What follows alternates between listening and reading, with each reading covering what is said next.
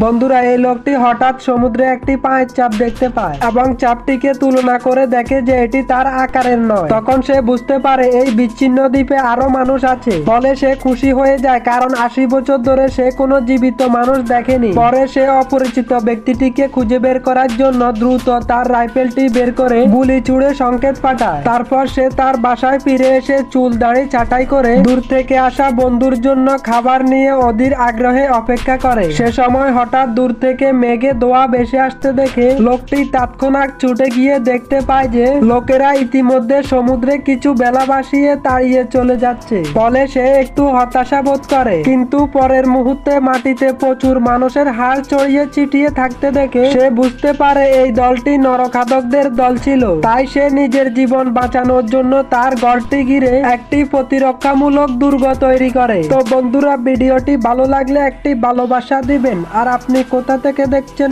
অবশ্যই কমেন্টে জানাবেন।